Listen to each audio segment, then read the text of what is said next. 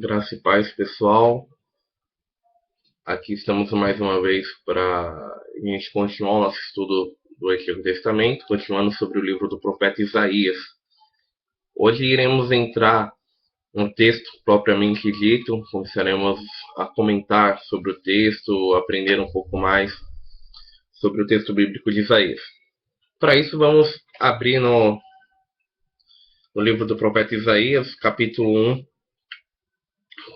para a gente fazer uma pequena abordagem. Farei os vídeos um pouco menores para não ficar tão extenso, ter tanta informação quanto nos outros, né? É, o primeiro capítulo de Isaías ele tem por função uma introdução ao livro de todo ao livro do profeta, né? A gente vê que é uma introdução, a gente vai ver durante os nossos estudos que há textos de épocas diferentes. E o redator muito provavelmente ele coloca esse texto no primeiro capítulo, uma introdução sobre todo o livro aí do profeta Isaías. Nesse primeiro estudo, nesse primeiro vídeo agora, iremos estudar do capítulo 1, do versículo 1 até o versículo 9. Teremos uma breve introdução aí, eu creio que Deus vai falar bastante com a gente. Então vamos começar lendo o texto bíblico, né? Capítulo 1 de Isaías, versículo 1, começa dizendo: Visão de Isaías, filho de Amós, que ele teve a respeito de Judá e Jerusalém, nos dias de Uzias, Jotão, Acás e Ezequias, reis de Judá. Ouvi, ó céus, e dá ouvidos, ó terra, porque o Senhor é quem fala. Criei filhos e os engrandeci, mas eles estão revoltados contra mim. O boi conhece o seu possuidor e o jumento o dono de sua manjedoura, mas Israel não conhece, não tem conhecimento. O meu povo não entende. Ai desta nação pecaminosa, povo carregado de iniquidade, raça de malignos, filhos de corruptores. Abandonaram o Senhor, blasfemaram do Santo de Israel, voltaram para trás. Porque a vez de ainda ser feridos, visto que continuais em rebeldia? Toda a cabeça está doente e todo o coração enfermo. Desde a planta do pé até a cabeça, não há nele coisa sã, senão feridas, contusões e chagas inflamadas. Umas e outras não espremidas, nem atadas, nem amolecidas com óleo. A vossa terra está assolada, as vossas cidades consumidas pelo fogo, e a vossa lavoura os estranhos devoraram em vossa presença. E a terra se acha devastada, como numa subversão de estranhos. A filha de Sião é deixada como choça na vinha, como palhoça no pepinal, como cidade sitiada. Se Yahvé dos exércitos não nos tivesse deixado alguns sobreviventes, já nos teríamos tornado como Sodoma e semelhante a Gomorra. Até aqui. A gente vê que o livro ele inicia com a palavra do redator. A gente lembra, né, quando nos primeiros vídeos que normalmente quando a terceira pessoa é um redator, não é a palavra do próprio profeta. E ele inicia situando o livro historicamente, né? A visão é de quem? A visão de Isaías, filho de Amós. Esse Amós ele não deve ser confundido com o profeta Amós, né? Visto até que a escrita deles é diferente. O profeta Amós, ele, diferentemente do pai de Isaías, ele, posso dizer, no hebraico, né? O pai de Isaías ele é escrito com Aleph, o Men, o V e o Zain, o Tzadeh, perdão. Então, diferente do profeta Amós, que é com um Shin no final. Que ele teve respeito de quem? De Judá e Jerusalém. O segundo ponto, ele situa para quem é a profecia, as profecias do livro. Então, a respeito de Judá e Jerusalém, nos dias de Uzias, Jotão, Acás e Ezequias, reis de Judá. Como a gente viu anteriormente, não há um consenso exato dessas datas. A gente vai ver isso mais bem detalhado em Isaías 6, quando a gente for tratar do chamado de Isaías. Muitos comentaristas eles começam a tratar o livro de Isaías pelo chamado, mas por ele tem muitas coisas que vai ser importante a gente falar. Eu achei melhor a gente tratar na ordem do texto mesmo. Ah, em segundo, aqui vamos agora partir para o versículo 2. Versículo 2 e 3 há uma subdivisão.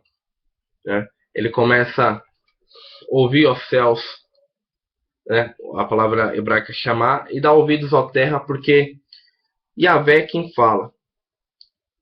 Essa primeira parte ela é muito importante para a gente compreender. É, essa parte A do versículo, ela demonstra que o que está por vir é um julgamento. A gente pode ver isso em Deuteronômio 30:19, 32:1 também. Quando é chamado testemunhas, outra passagem que demonstra muito esse julgamento é o Salmo 82, Salmo de Asaf. É um sinal de julgamento. Então Deus ele vai chamar os céus e a terra como testemunha do julgamento, da sentença que ele está para lançar sobre Israel, sobre Jerusalém. E por que ele chama os céus e a terra? Porque no mundo cananeu, né, no panteão dos deuses cananeus, era muito comum, tinha os deuses menores, né, Baal, Asterate, entre outros, e o El, né, que era o deus maior do mundo cananeu. E ele costumava chamar o seu panteão de deuses para fazer julgamentos e para lançar algumas maldições, entre outras coisas, para o povo. Você pode falar, poxa, mas isso aí é cananeu, não tem nada a ver com o povo judeu, etc. e tal. Não tem nada a ver com Israel e Judá. Mas é válido lembrar que Israel se apropria de muitas tradições do mundo antigo, e ele se converte ao pensamento que Deus estabelece para eles, né? Então ele chama os céus e a terra como testemunhas, e depois ele começa a dar a sentença, né? Criei filhos e os engrandeci, mas eles estão revoltados contra mim. O boi conhece o seu possuidor, e o jumento o dono de sua manjedoura, mas Israel não tem conhecimento, o meu povo não entende. Aqui outra coisa, outras partes que são muito importantes a gente compreender. Primeiro, o profeta ele lembra que foi Deus que criou, foi Yahvé que criou o povo, foi Yahvé que constituiu Israel como nação. Foi Deus que engrandeceu esse povo, que fez ele se tornar o que era. E depois ele começa falando por que ele começa a dar essa sentença. Ele fala: o boi conhece. O verbo aqui conhecer é o yadar, né, que tem sentido de conhecer, de considerar, de ter conhecimento mesmo. O seu possuidor e o jumento, dono da sua manjedoura. Mas Israel não tem conhecimento. O meu povo não entende. Novamente aqui, o conhecimento também, a dar. Aí, na última palavra do versículo, nós temos o bin, né? Que também tem essa intenção de compreender, de ter discernimento, percepção. Por que isso é importante? É válido lembrar que a quantidade de vezes que a gente encontra essa palavra num espaço de versículos muito curto demonstra, a gente tem que prestar atenção e ver que é um ponto onde o profeta ele está chamando mais a atenção do povo de Israel. Deus está falando que Israel não conhece mais a Deus, Israel não tem mais intimidade com Deus. O conhecimento no hebraico ele não tem essa noção nossa que é um conhecimento superficial, mas o conhecimento ele se dá pela relação. Então Israel não se relaciona mais com Deus, não tem mais conhecimento da vontade de Deus. E depois que ele fala o motivo, no versículo 4 ele começa a dar a sentença. Ele fala: ai desta nação pecaminosa, povo carregado de iniquidade, raça de malignos, filhos de corruptores, abandonaram a Yahvé, blasfemaram sobre o santo de Israel, voltaram para trás. Aqui outra coisa, vamos ler até o versículo 5 e a gente volta no 4. Porque haveis ainda de ser feridos, visto que continuais em rebeldia. Toda a cabeça está doente, e todo o coração enfermo. Desde a planta do pé até a cabeça não há nele coisa sã, senão feridas, contusões e chagas inflamadas. Umas e outras estão espremidas, nem atadas, nem amolecidas com óleo. O que a gente pode compreender desses versículos, né? Ele começa a dar a sentença.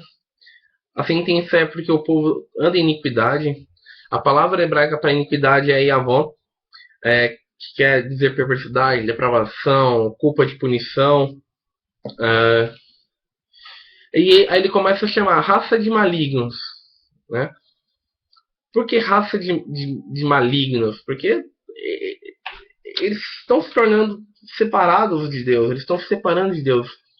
E aqui é muito importante a gente lembrar também que a palavra do profeta se dirigia principalmente aos cabeças da comunidade, ao rei, à corte do rei, aos sacerdotes do templo.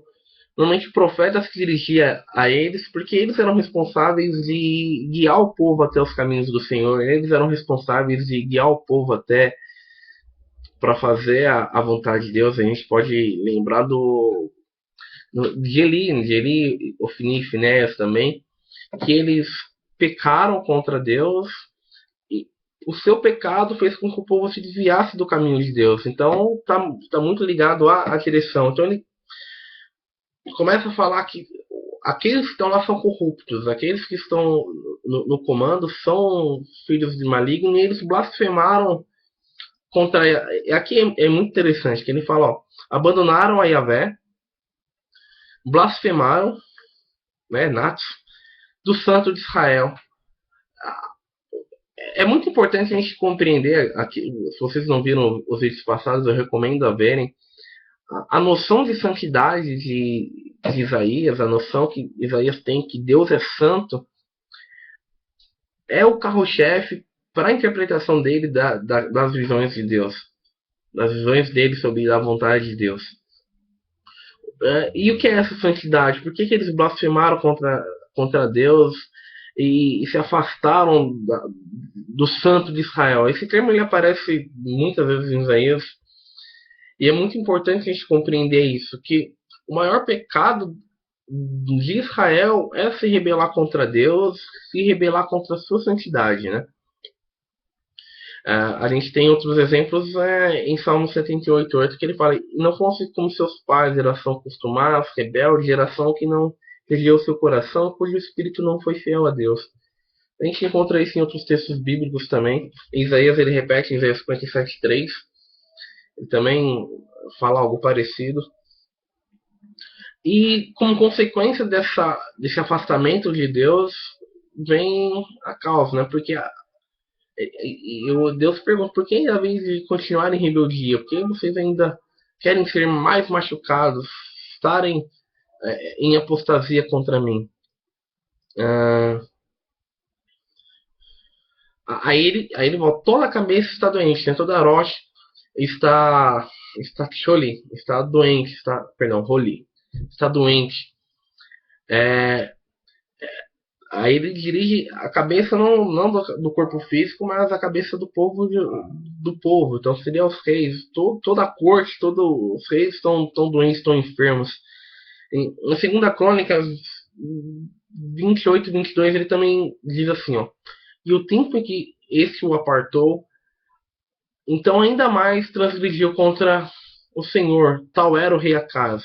A gente lembrando que Isaías também é desse período.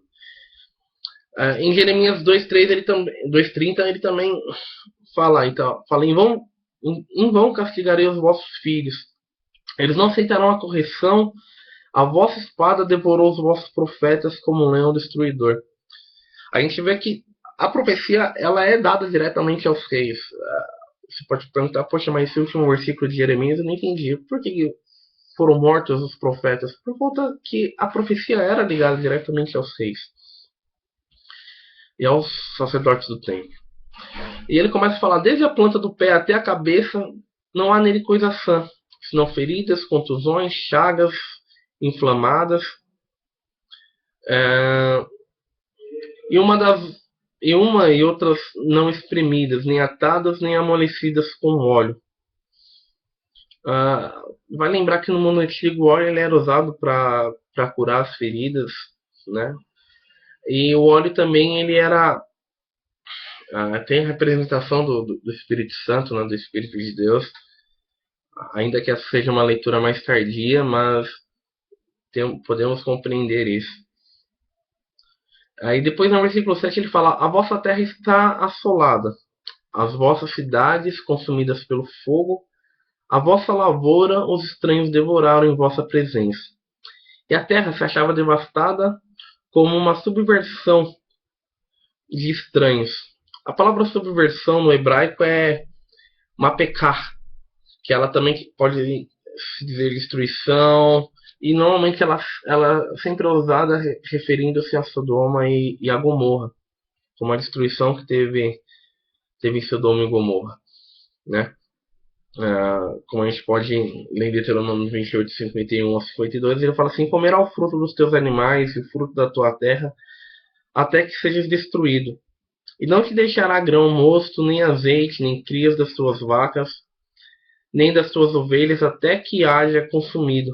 E ficar-se-á em todas as tuas portas, até que venham a cair os teus altos e os fortes muros, em que confiavas, e em toda a tua terra, e ficará em todas as tuas portas, e em toda a terra que te tem dado Yahvé, o teu Elohim.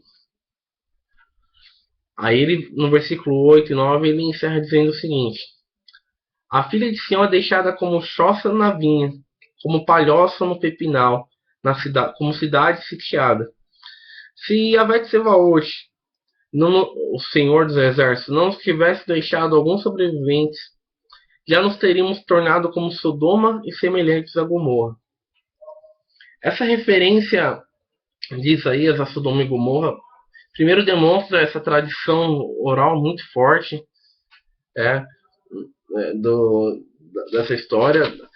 Demonstra também o conhecimento dele da tradição dos pais de Israel, né, dos patriarcas, e ainda mais sobre a tradição deuteronomística, porque a tradição deuteronomística ela põe como motivo da destruição de Sodoma, como motivo do povo ir cativo ao Egito, esse mesmo pecado, o pecado de se afastar de Deus, se afastar de Yahvé. Então isso é muito importante a gente compreender, né, que o motivo de Israel estar sofrendo aquilo não é porque é uma ira de Deus, não é porque é Deus ele é mau, mas porque Israel ele descumpriu a aliança. Mesmo Isaías ele não usando o termo berit, né, que é o termo usado para pacto, aliança, a gente consegue observar que ele tem um profundo conhecimento da aliança de Israel, a aliança deuteronomística, até por ele citar várias vezes passagens referentes ao Deuteronômio. Outra coisa que é muito importante, no versículo 8, quando ele fala: a filha de Sião é deixada como choça na vinha, como palhoça no pepinal, como cidade sitiada. A filha de Sião é Judá, e essa linguagem é porque era muito comum se ter alguém que cuidava dessa plantação. Então ele fala que foi sitiada porque Yahvé deixou de cuidar de Israel, deixou de cuidar de Judá. Então é importante a gente compreender esse primeiro tema. Por que a gente parou até o versículo 10? A gente vai ver que no verso 10 se inicia uma outra perícope, uma outra parte, a gente vai ver no nosso próximo estudo. E a palavra também é dirigida, mesmo sendo ainda a elite, é dirigida de uma outra forma. E a gente vai compreender que isso são pequenas rupturas no texto, e que a gente explicou nas aulas passadas, são perícopes que foram juntadas posteriormente por redatores, né? É válido lembrar que o texto bíblico do Antigo Testamento ele teve em sua redação cerca de 7 séculos aí de redação, que vem com uma tradição oral muito forte, e por isso que é muito comum a gente achar muitas camadas, achar algumas rupturas no texto. Não que isso invalide o texto, mas eu creio que isso inspiração de Deus para a nossa vida, inspiração de Deus para o texto, porque era muito impossível ter o que a gente tem hoje. Agradeço a sua visita, até a próxima, que Deus abençoe, até mais, tchau, tchau.